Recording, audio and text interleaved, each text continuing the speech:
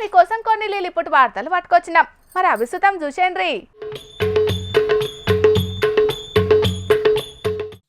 లంచాల కోసం కొందరు పోలీసోళ్ళు ఎట్లా తయారైండ్రంటే మన దేశపోళ్ళనే కాదు, ఆఖరుకు పరాయి దేశపోళ్ళను సుతం ఇడిసబెట్టకుండా లంచాలు వసూలు చేసుట్లా మంచి డెడికేషన్ చూపెడుతున్నారు కదా.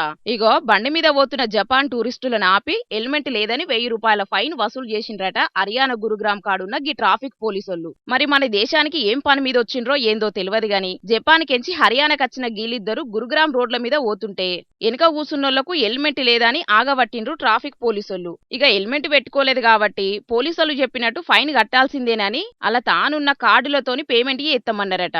కానీ పోలీసులు ఏం చేసిండ్రంటే మాకు డైరెక్ట్ క్యాష్ కావాలి గంతేగాని ఆన్లైన్ పని చేయదని చెప్పే వరకు మస్తు పరిశాన అయినరట.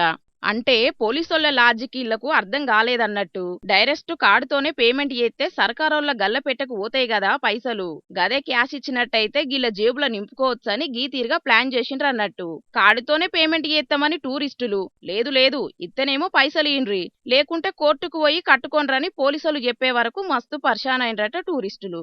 ఇక అసలే దేశం గాని దేశం అత్తిమి పోలీసుల కేసులతోని లేనిపోని తిప్పలేందుకని చెప్పి జోబులకెంచి ₹1000 తీసి పోలీసులకు ఇచ్చే వరకు వాటిని తీసుకొని అడికెంచాలను పంపించిండ్రు గిట్లా. ఇక గీ వీడియోలు సోషల్ మీడియాలో వైరల్ అయ్యే వరకు లంచాల కోసం పరాయి దేశపుల్ల ముంగట దేశ పరువు పోయే పని చేసిన ట్రాఫిక్ పోలీసుల మీద మస్తు గరమైతున్నారు చాలా మంది గీ వీడియో చూసిన పబ్లిక్. ఇక గీ ముచ్చట మీద గరమైన పెద్ద ఆఫీసర్లు లంచం వసూలు చేసి ఇద్దరిని కొలువులకెంచి సస్పెండ్ చేసిండ్రట.